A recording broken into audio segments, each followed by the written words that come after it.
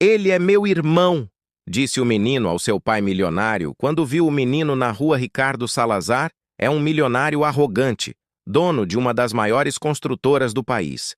Vive cercado de luxo, bajulação e frieza, tanto nos negócios quanto na vida pessoal. Seu filho Gabriel, de 6 anos, vive preso em um mundo blindado, cercado de seguranças, tecnologia e silêncio emocional. Certa tarde, ao parar num semáforo em um bairro pobre da cidade, Gabriel vê um menino sujo, com os pés no chão rachado, vendendo balas com o olhar vazio. Ao cruzar os olhos com o garoto, Gabriel sussurra algo. E então, com a inocência brutal de uma criança, ele se vira para o pai e grita: "Pai, ele é meu irmão!" A frase cai como um raio dentro do carro de luxo.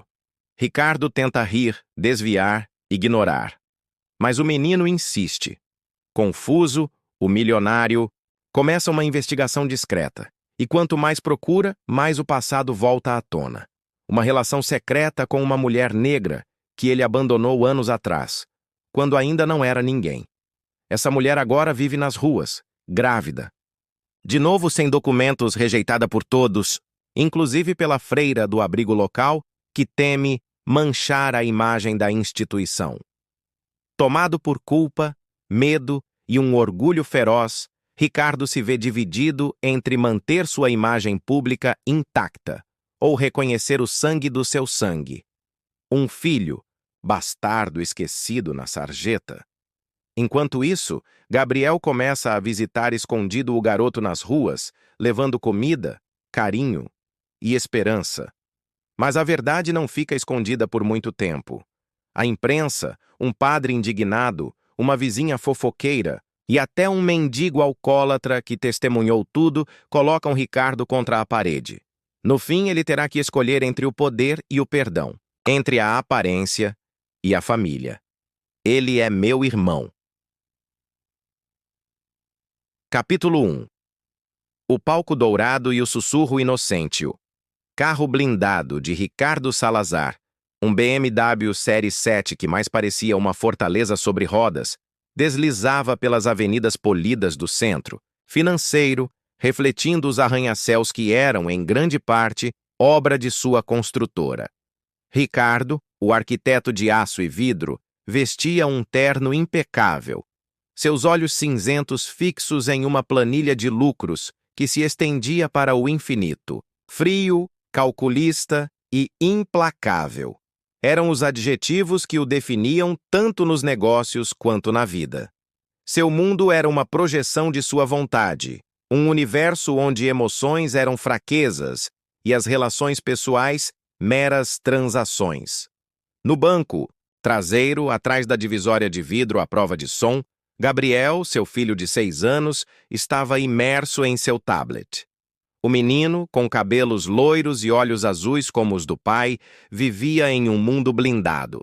De casa para a escola, da escola para as aulas particulares, sempre cercado por seguranças discretos e a mais alta tecnologia, mas isolado pelo silêncio emocional que Ricardo impunha. Seus brinquedos eram os mais caros, suas roupas as mais finas, mas seu sorriso era raro, um reflexo pálido da alegria infantil. O carro, seu meio de transporte diário, era também sua prisão dourada, um símbolo da distância entre ele e o mundo lá fora. A bolha de Ricardo foi estilhaçada quando o carro parou num semáforo em um bairro pobre, uma área que ele normalmente evitava. Aquele era um mundo em preto e branco comparado à paleta vibrante de seu centro. O asfalto rachado, o cheiro de esgoto misturado com comida de rua, o som de risadas infantis que não vinham de videogames, mas de brincadeiras na rua. Ricardo, impaciente, olhou para o relógio. Gabriel, no entanto, não estava em seu tablet. Seus olhos infantis estavam fixos na janela, hipnotizados por uma cena que Ricardo sequer havia notado. Um menino sujo, com os pés descalços empoeirados, não muito mais velho que Gabriel, vendia balas na rua, seu olhar vazio, marcado pela dureza da vida. No momento em que os olhos de Gabriel cruzaram os do menino, algo inaudível pareceu ser sussurrado entre eles. Um reconhecimento. Gabriel se virou para o pai com a inocência brutal de uma criança que não compreende as convenções sociais, e a frase, lançada como um raio, cortou o ar abafado do carro de luxo. Pai, ele é meu irmão! A frase caiu como um raio dentro do carro, derrubando todas as defesas de Ricardo, revelando uma rachadura em sua fachada impenetrável. Capítulo 2. O desespero do segredo e o grito silencioso da culpa. Frase de Gabriel reverberou. No interior do carro blindado de Ricardo, um trovão que ressoou em sua alma.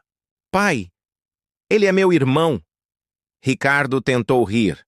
Um som seco e sem humor que não convenceu nem a ele mesmo. Não seja bobo, Gabriel. Ele é apenas um menino. Deve estar sujo da rua, disse ele, tentando desviar, ignorar a verdade brutal que a inocência de seu filho havia jogado em seu rosto.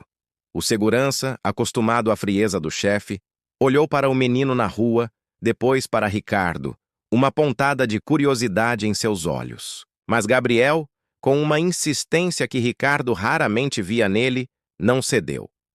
Seus olhos estavam fixos no garoto da rua, como se houvesse uma conexão invisível, uma linha de sangue que transcendia a lógica fria de Ricardo. O semáforo abriu e o motorista acelerou, deixando o bairro pobre para trás. Mas o menino na rua, o irmão de Gabriel, não saiu da mente de Ricardo. A imagem daquele rosto sujo, daqueles olhos vazios, estava gravada em sua memória, misturando-se com um passado que ele havia enterrado sob montanhas de dinheiro e sucesso. Uma relação secreta, uma mulher negra. Anos atrás, quando ele ainda não era ninguém lutando para subir na vida. Uma paixão breve, intensa, e um abandono frio quando a ambição o chamou. Ele nunca havia olhado para trás, nunca havia considerado as consequências. A culpa, um sentimento que ele pensava ter erradicado de seu vocabulário emocional, começou a corroê-lo por dentro, um veneno lento que ameaçava sua fachada cuidadosamente construída. Ricardo chegou à sua cobertura, o luxo parecendo agora uma jaula. O silêncio que ele tanto prezava era agora preenchido pelo eco da voz de Gabriel e pela imagem do menino na rua. Ele se trancou em seu escritório, ligou seu computador e, pela primeira vez em anos, sua busca não era por lucros, mas por fantasmas. Ele iniciou uma investigação discreta, usando sua vasta rede de contatos para rastrear um passado que ele havia deliberadamente apagado. Quanto mais ele procurava, mais o passado voltava à tona. Um endereço antigo, um nome, uma lembrança sufocada de uma mulher que ele havia abandonado. Aquilo que Gabriel havia dito no carro não era uma fantasia infantil. Era a chave para um segredo que poderia destruir impérios, começando pelo dele. O medo, um sentimento que ele sempre havia imposto aos outros, agora era seu próprio carrasco. Capítulo 3. A ruína visível e a frieza da fé. Investigação de Ricardo levou-o a uma realidade chocante, um reflexo do que ele havia causado. A mulher que ele abandonou anos atrás, Mariana, não era apenas uma lembrança distante. Ela vivia nas ruas daquele mesmo bairro pobre que ele havia evitado. Grávida novamente, sem documentos, ela era uma sombra da mulher vibrante que ele havia conhecido. Sua vida era uma luta diária por sobrevivência, uma existência de privação e desespero. Ela era rejeitada por todos, inclusive pela freira do abrigo local, a irmã Betânia, que temia manchar a imagem da instituição ao acolher uma mulher em uma situação tão complicada. A irmã Betânia, uma figura que deveria representar compaixão, mostrava uma frieza burocrática que chocava Ricardo. Ricardo, disfarçado e observando de longe, viu Mariana em um beco escuro, seu rosto magro, a barriga proeminente, buscando calor em jornais amassados. O cheiro de miséria e desamparo era quase palpável. A imagem cortou Ricardo mais profundamente do que qualquer golpe financeiro. Ele, O homem que construía arranha-céus havia contribuído para essa ruína humana. O menino que vendia balas era o filho que ele nunca reconheceu, e Mariana, a mãe que ele havia abandonado à própria sorte. A culpa, antes um sussurro, agora era um grito ensurdecedor, misturado com o medo de que sua imagem pública fosse destruída. Enquanto Ricardo se afundava na culpa e no medo, Gabriel, alheio à complexidade moral do mundo adulto, tomou suas próprias providências. O menino, com uma inocência que Ricardo havia perdido há muito tempo, começou a visitar escondido o garoto na rua. Ele usava seu motorista particular, um homem de bom coração que era leal a Gabriel, e levava comida, pequenos brinquedos e um carinho que o menino na rua nunca havia recebido. A esperança, em um ato de pura bondade infantil, começava a florescer no asfalto rachado. Ricardo descobriu as visitas de Gabriel e sentiu um misto de orgulho e pavor. Seu filho, o herdeiro de seu império, estava se conectando com o segredo que ele tentava desesperadamente esconder. O tempo estava se esgotando e Ricardo se via dividido entre manter sua imagem pública intacta ou reconhecer o sangue do seu sangue, um filho bastardo esquecido na sarjeta. O poder e o perdão colidiam em seu peito e a escolha se tornava mais clara a cada batida de seu coração. A bomba explodiu. Gabriel revelou o segredo do pai milionário e agora a verdade ameaça destruir tudo. Inscreva-se no canal para não perder os próximos capítulos desta saga de segredos e redenção. Deixe seu like se você também está chocado com a descoberta de Ricardo e a inocência de Gabriel. Compartilhe este vídeo para que mais pessoas mergulhem nessa trama de família, poder e a busca pelo perdão. Comente abaixo. O que você acha? Que Ricardo vai fazer? Ele vai proteger sua imagem ou sua família? Capítulo 4. Os encontros escondidos e a sombra do julgamento. Gabriel, com sua inocência e determinação, não se importava com as barreiras sociais ou com os segredos adultos. Impulsionado por uma conexão inexplicável, ele continuou suas visitas escondidas ao menino na rua, cujo nome era Lucas. O motorista particular de Ricardo, um homem discreto e de bom coração, tornou-se cúmplice silencioso desses encontros. Gabriel levava lanches, brinquedos e, mais importante, carinho, algo que Lucas, em sua dura realidade, raramente experimentava. Os dois meninos brincavam entre os carros parados, suas risadas puras ecoando em meio ao barulho da cidade, um contraste marcante com a vida blindada de Gabriel e a frieza de Ricardo. Lucas, em sua simplicidade, confiava em Gabriel, e os encontros se tornaram um refúgio para ambos. Enquanto a relação secreta entre os meninos florescia, a pressão sobre Ricardo aumentava. A imprensa, farejando o estranho comportamento do milionário e as pistas veladas de um segredo familiar, começou a investigar. Não era um escândalo público ainda, mas o zumbido de curiosidade era palpável. Ricardo sentia os olhares de seus sócios, de sua equipe, e sabia que sua imagem, construída sobre pilares de frieza e perfeição, estava se desmoronando. Ele tentou abafar a situação com doações maiores para instituições de caridade, uma tentativa desesperada de comprar a boa vontade e desviar a atenção. Mas cada cheque que ele assinava parecia um lembrete vazio de sua incapacidade de resolver o problema real com dinheiro. A sombra do julgamento também veio da própria comunidade. Uma vizinha fofoqueira, uma senhora de olhos curiosos e língua solta, que havia testemunhado alguns dos encontros de Gabriel com Lucas, começou a espalhar rumores sobre a estranha amizade do menino rico com o menino da rua. Ricardo sentia os olhos da comunidade sobre ele, não apenas de curiosidade, mas de um julgamento silencioso. Ele, o homem que sempre controlou a narrativa, estava perdendo o controle de sua própria história. A pureza de Gabriel, que o expunha a uma verdade que ele tentava negar, era ao mesmo tempo sua condenação e seu guia, forçando-o a confrontar o preço de suas decisões passadas e o valor incalculável do laço de sangue que ele havia ignorado. Capítulo 5. O sinal inesperado e o testemunho do esquecido. A crescente ansiedade de Ricardo sobre a relação de Gabriel com Lucas e a ameaça de exposição pública o levou a uma busca desesperada por uma solução, por uma forma de controlar a narrativa. Ele pensou em afastar Gabriel do menino, em usar sua influência para limpar a situação. Mas a imagem dos dois meninos brincando, a inocência de Gabriel e a esperança nos olhos de Lucas o atormentavam. Ele se sentia preso entre sua imagem pública impecável e a verdade que o puxava para um caminho desconhecido. A resposta veio de uma fonte inesperada.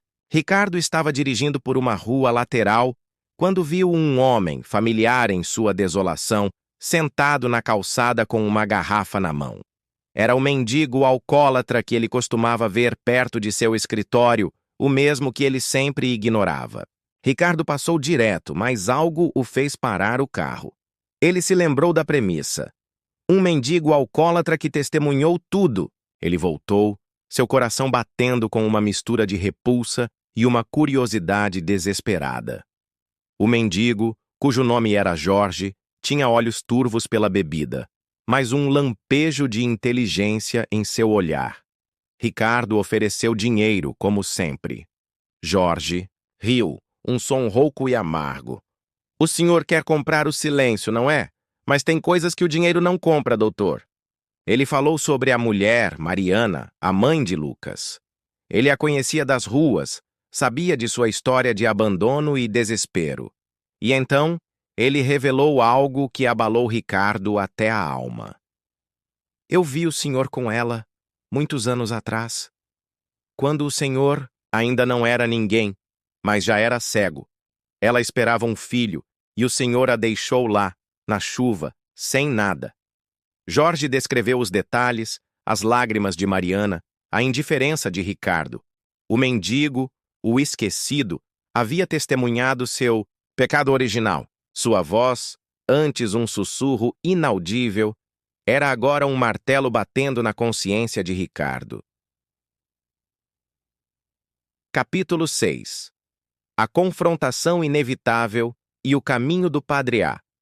Revelação de Jorge, o mendigo, sobre o passado de Ricardo com Mariana e o abandono de seu filho, Lucas, foi a peça que faltava no quebra-cabeça e a que mais o aterrorizava.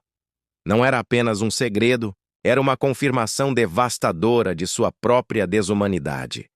Ricardo sentiu um nó na garganta, a bile subindo. O homem que ele se tornou era, de fato, seu maior inimigo, construído sobre mentiras e corações partidos. O orgulho que ele havia cultivado por tanto tempo começou a rachar, revelando a podridão por baixo. Ele sabia que não podia mais se esconder. A verdade, revelada pela inocência de Gabriel e agora testemunhada pelo esquecido Jorge, estava batendo à sua porta. A imprensa estava cada vez mais perto, os rumores crescendo. A pressão social era imensa. Ricardo se viu dividido entre manter sua imagem pública intacta, um disfarce que agora parecia uma tortura, ou reconhecer o sangue do seu sangue, um filho bastardo que ele havia abandonado na sarjeta. O poder que ele tanto prezava parecia inútil, diante do peso de sua consciência. Foi então que um novo fantasma real surgiu em sua vida. O Padre Benedito. Não era uma visão, mas uma visita. O Padre Benedito, conhecido na mídia por sua defesa dos marginalizados e por sua voz indignada contra as injustiças sociais, havia sido alertado pelos rumores na comunidade e por Jorge. Ele se apresentou na cobertura de Ricardo sem aviso, sua presença preenchendo o luxuoso ambiente com uma aura de retidão e um silêncio que Ricardo não conseguia quebrar. O senhor conhece Mariana, não é? O Padre Benedito perguntou, seu olhar direto e sem rodeios. E conhece o menino Lucas? A voz do padre não era de acusação, mas de um desafio moral. um convite para que Ricardo confrontasse seus próprios pecados. O palco estava montado para a verdade, e Ricardo sabia que, para a sua redenção, ele teria que escolher entre o poder e o perdão. A aparição do Padre Benedito foi o cliffhanger que selou o destino de Ricardo, forçando-o a um confronto inevitável. A pressão sobre Ricardo é insuportável. O mendigo revelou seu passado e o Padre Benedito está em sua porta. Inscreva-se no canal para não perder como Ricardo vai enfrentar a verdade e fazer sua escolha final. Deixe seu like se você também está ansioso para ver Ricardo confrontar seus pecados.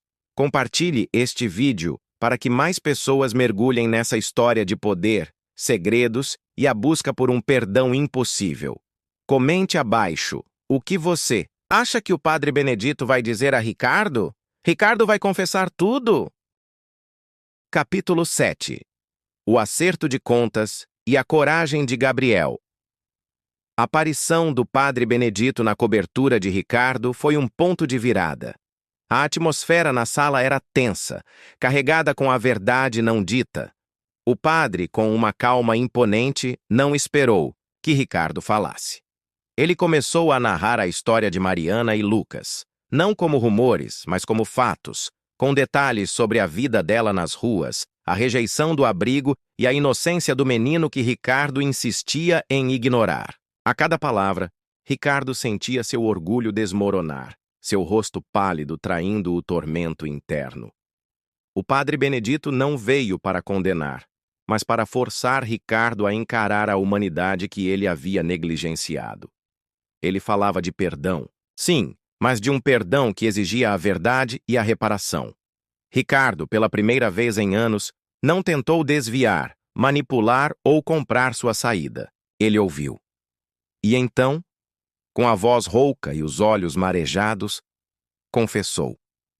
Não apenas a Mariana e Lucas, mas também outros pecados de sua vida, as decisões que haviam custado vidas e dignidade em sua busca implacável por poder.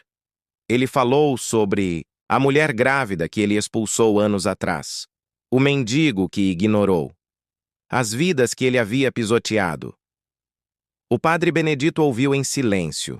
A cada palavra de Ricardo, o peso da culpa parecia diminuir. Ele ofereceu a Ricardo um caminho.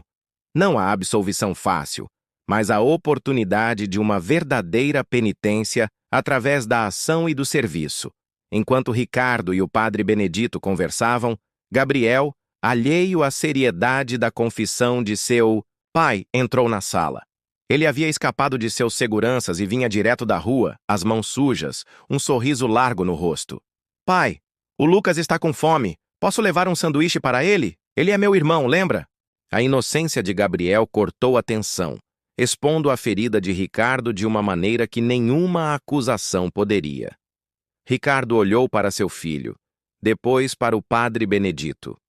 A coragem pura de Gabriel em reconhecer e se conectar com o irmão da rua foi um soco no estômago de Ricardo, mas também um farol. Aquele menino, seu filho, era o espelho de sua alma e o guia para sua redenção. Capítulo 8. A ponte quebrada e o preço da revelação. A confissão de Ricardo ao Padre Benedito e a intervenção de Gabriel marcaram um ponto de não retorno. Ricardo sabia que não podia mais esconder a verdade. O Padre Benedito o aconselhou a buscar Mariana, a mãe de Lucas, não para oferecer dinheiro, mas para pedir perdão diretamente, para oferecer-lhe um lar seguro e para reconhecer o filho que ele havia abandonado. Era um ato de humildade que feria o orgulho de Ricardo mais do que qualquer derrota nos negócios. A irmã Betânia, a freira do abrigo que recusou Mariana, foi confrontada pelo Padre Benedito e sentiu o peso da sua própria falta de compaixão. Ricardo, com a ajuda do Padre Benedito, localizou Mariana. Ela vivia em uma ocupação, sua saúde frágil, seu olhar vazio. Ricardo se aproximou dela com o coração na mão. Não havia advogados nem seguranças, apenas ele, um homem de joelhos, confessando seu pecado. Ele não ofereceu dinheiro, mas um lar seguro, assistência médica e a promessa de uma vida digna para ela e Lucas. Ele falou sobre Gabriel, sobre a conexão dos meninos, sobre o desejo de reconhecer Lucas como seu filho. Mariana ouviu, seus olhos marejados de descrença e dor. A ferida do abandono era profunda, e o racismo velado em sua atitude na época a havia marcado profundamente. A notícia de que Ricardo Salazar, o milionário implacável, estava se humilhando e reconhecendo um filho bastardo de uma mulher negra, das ruas, começou a vazar para a imprensa. Uma repórter investigativa, que já estava investigando o comportamento estranho de Ricardo, farejou a história. O escândalo explodiu. Jornais, TVs e redes sociais foram inundados com a notícia. Ricardo era crucificado pela mídia, rotulado de hipócrita e adúltero. Seus sócios e a diretoria de sua construtora entraram em pânico, suas ações despencaram. A imagem que ele havia construído por décadas desmoronava em horas. Era o preço da revelação, um martírio público, mas Ricardo, estranhamente, sentia uma leveza, um alívio. Capítulo 9. O ponto mais baixo e o abraço. Inesperado, a publicidade. Em massa, e o escândalo financeiro levaram Ricardo ao seu ponto mais baixo. Ele estava no hospital devido a um colapso nervoso, não físico. Sua carreira estava em ruínas, seu nome, sinônimo de escândalo. A bajulação havia se transformado em desprezo e os amigos de outrora em fantasmas. A solidão pesava mais do que nunca, mas agora era uma solidão autoimposta pela verdade, não pela arrogância. Ele via seu império desmoronar, e com ele, a vida que ele havia conhecido. A dor da perda era imensa, mas misturada com uma sensação de libertação. Enquanto Ricardo se afundava em sua dor e arrependimento, Gabriel, com sua inocência e amor incondicional, se tornou seu maior consolo. O menino, alheio ao drama da mídia, visitava seu pai no hospital todos os dias, trazendo desenhos coloridos e histórias de Lucas. Ele não via o pai como um homem falido ou um pecador, mas como pai, o homem que agora estava disposto a reconhecer seu irmão. Em um de seus encontros, Gabriel trouxe Lucas para o hospital. O menino da rua, ainda com seus sapatos velhos, mas com um brilho de esperança nos olhos, sentou-se ao lado da cama de Ricardo. Não havia ressentimento, apenas a curiosidade inocente de uma criança. Ricardo, com as lágrimas escorrendo pelo rosto, estendeu a mão para Lucas. "Eu sinto muito, meu filho." Ele sussurrou, a voz embargada pela emoção. "Sinto muito por tudo." Lucas, sem entender a profundidade das palavras, apenas sorriu e tocou a mão de Ricardo. Naquele momento, não havia milionário, nem menino da rua, nem escândalo. Havia apenas um pai se conectando com um filho que ele havia abandonado.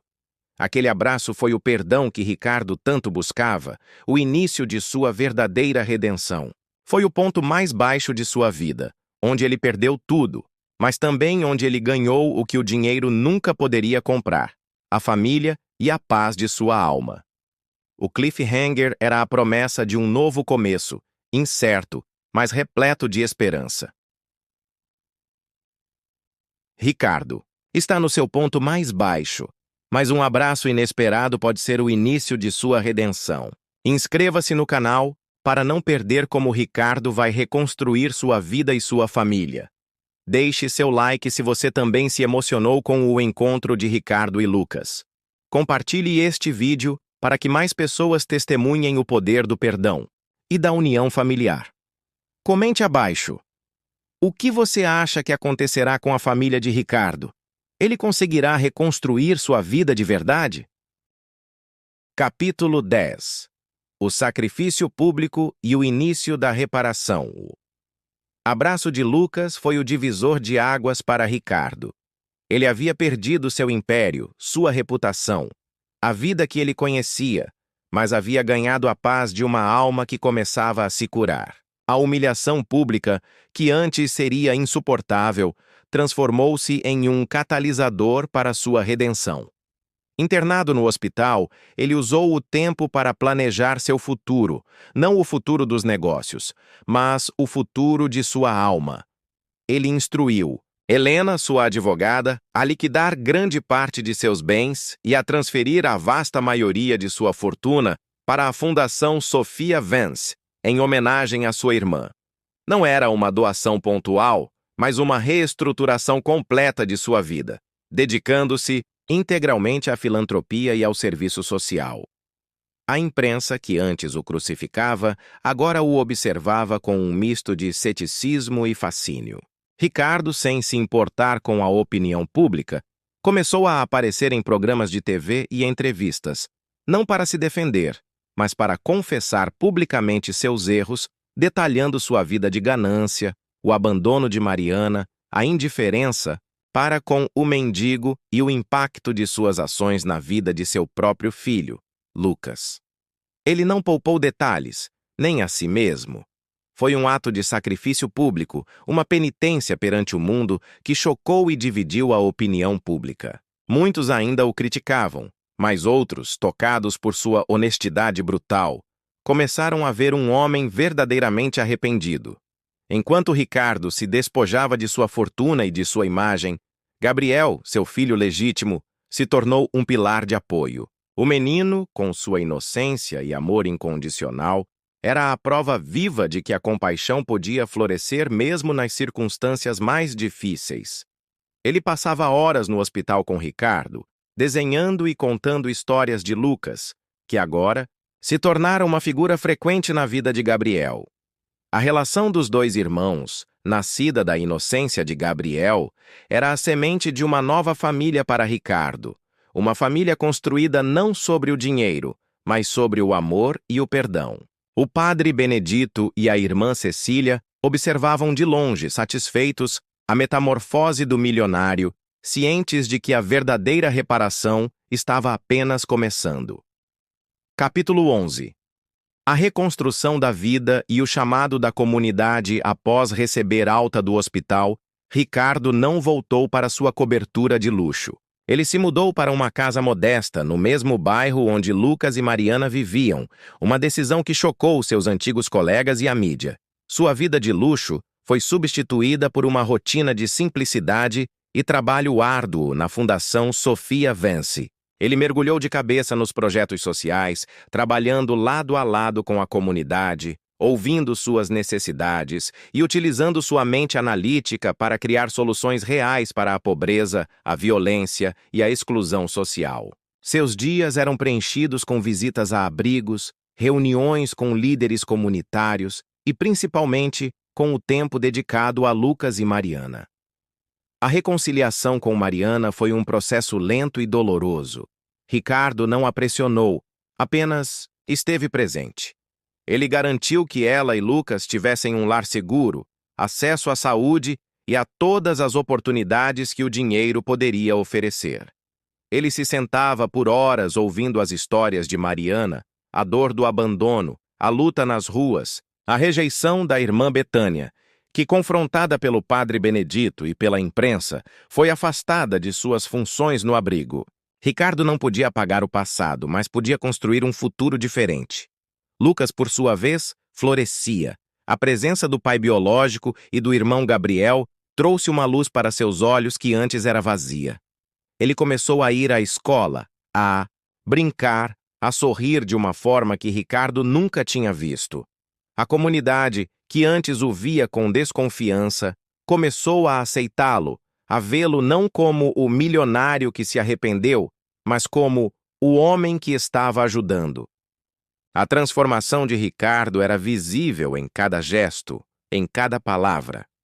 O mendigo Jorge, agora mais sóbrio e abrigado pela fundação, tornou-se um confidente, um lembrete vivo de seu passado e um testemunho de sua redenção. Ricardo não fugia mais de si mesmo.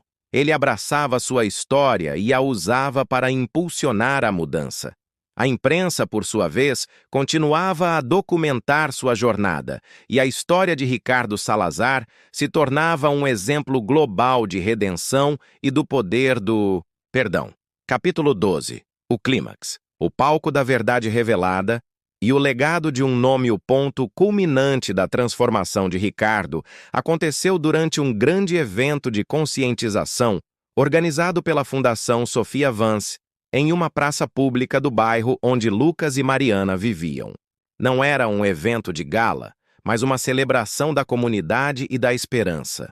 Milhares de pessoas compareceram, moradores locais, beneficiários da fundação, a imprensa e figuras importantes como o padre Benedito e a irmã Cecília, que veio da Itália para apoiar Ricardo. Ricardo estava prestes a subir ao palco para falar, mas um murmúrio percorreu a multidão. Uma mulher, com o semblante sério, mas com os olhos que carregavam a dor de uma vida, aproximou-se do palco. Era Sophia Vance, a ex-esposa de Ricardo, e mãe de Gabriel. Ela havia vindo, não para confrontá-lo, mas para testemunhar. Ricardo a viu, seus olhos se encontraram, e um silêncio respeitoso tomou conta da praça. Sophia subiu ao palco e pegou o microfone antes que Ricardo pudesse começar a falar. Sua voz, inicialmente embargada, ecoou com uma força surpreendente. Ela falou sobre o acidente de Lara, sobre a dor que a havia consumido, sobre a forma como Ricardo se fechou e a abandonou. Ela não o poupou, descrevendo a frieza e a arrogância que ele havia demonstrado. Mas então, sua voz mudou. Ela falou sobre o menino, Lucas, sobre a Fundação Sophia Vance, sobre a transformação que Ricardo havia passado. Ela reconheceu o esforço, a humildade e a dedicação que ele havia demonstrado. Sophia então se virou para Ricardo, seus olhos marejados. "Você causou uma dor imensa, Ricardo", ela disse, sua voz embargada pela emoção. "Mas você está tentando repará-la. E por Mateus, por Gabriel, por Sophia e por Lara, eu escolho acreditar em você." Ela estendeu a mão para ele. Naquele momento não havia ex-cônjuges, apenas duas almas unidas pela dor e pela esperança. Ricardo pegou a mão dela, as lágrimas escorrendo pelo seu rosto. Foi então que, da plateia, um menino pequeno com a inocência em seu olhar correu em direção ao palco. Era Gabriel.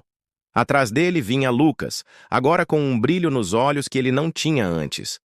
Os dois meninos subiram ao palco e abraçaram Ricardo, formando um círculo. O público aplaudiu, não apenas pela confissão, mas pela família que se reunia ali, não de sangue, mas de uma nova forma de amor e perdão. A verdade havia sido revelada, o pecado confrontado e o perdão, finalmente, encontrado. O clímax foi emocionante. Ricardo confessou seus pecados e recebeu um perdão que mudou tudo.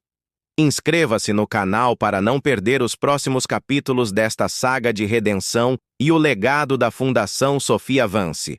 Deixe seu like se você sentiu o poder do perdão, de Sophia e a união familiar no palco. Compartilhe este vídeo para que mais pessoas testemunhem que a verdadeira redenção é possível através da verdade e do amor. Comente abaixo. O que você achou do desfecho do clímax? Como a vida de Ricardo, Gabriel, Lucas e Sophia será a partir de agora? Capítulo 13.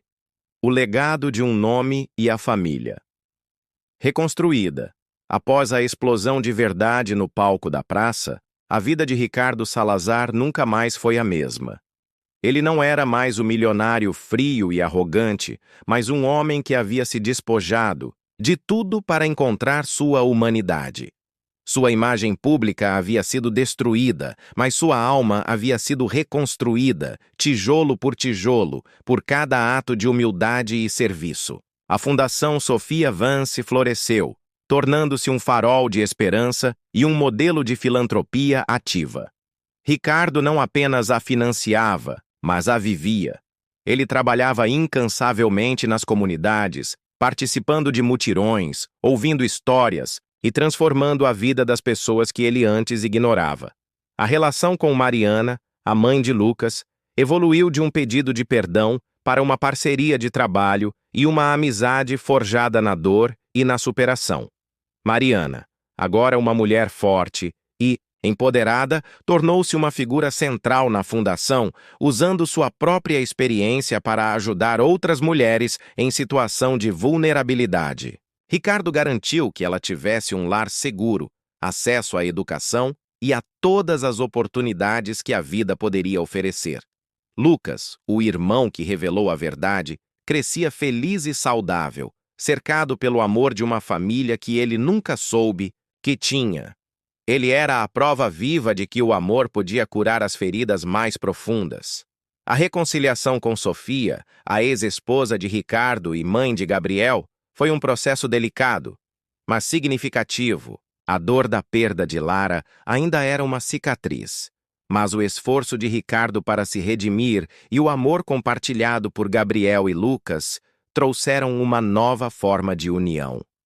Sofia se tornou uma conselheira da fundação, unindo sua paixão pela filantropia com os recursos de Ricardo para criar um impacto ainda maior. A família de Ricardo não era mais definida por laços de sangue e dinheiro, mas por uma complexa tapeçaria de perdão, aceitação e amor incondicional, mostrando que, mesmo após a maior das tragédias, a esperança pode florescer. Capítulo 14. O preço do céu e o eco do amor. Incondicional anos se passaram. Ricardo Salazar, agora um homem idoso com cabelos brancos e um sorriso gentil, era conhecido não por sua antiga fortuna, mas pelo legado de amor e compaixão que ele havia construído. A Fundação Sophia Vance era um sucesso global, transformando vidas e inspirando a justiça social em todo o mundo. Ricardo era frequentemente convidado para palestrar, não sobre negócios, mas sobre a jornada de sua alma, o preço de seus pecados e a alegria de encontrar a redenção no serviço ao próximo. Ele sempre começava suas palestras com a frase de seu filho, "Pai, ele é meu irmão", e terminava com a prova de que a verdadeira riqueza não estava em seus bilhões, mas nas vidas que ele havia tocado e na paz que ele havia encontrado. Lucas e Gabriel, agora jovens adultos, eram inseparáveis. Lucas, com o apoio da fundação, tornou-se um líder comunitário, dedicando sua vida a dar voz aos esquecidos, assim como ele havia sido um dia. Gabriel seguiu os passos do pai, mas com uma nova consciência, usando a tecnologia para o bem social, em vez de lucro. Os dois eram a manifestação viva da redenção de Ricardo, a prova de que o amor e a aceitação podiam transcender as barreiras sociais e os segredos do passado. A história termina com Ricardo, sentado em seu leito de morte, não em um hospital, estéril, mas em casa, cercado por sua família: Sofia, Gabriel, Lucas e Mariana. As risadas e os murmúrios de amor preenchiam o ar. Ele havia perdido seu império, mas havia encontrado seu céu, não em bens materiais, mas no amor incondicional e no perdão que ele havia recebido e oferecido. Seu último suspiro foi um murmúrio de paz, um eco de sua alma que havia finalmente acertado suas contas. O grito inocente de um menino negro, descalço e desesperado, não apenas mudou o destino de um milionário, mas transformou sua alma, provando que o maior tesouro não está nas contas bancárias, mas no coração de uma família reconstruída pelo amor e pelo perdão.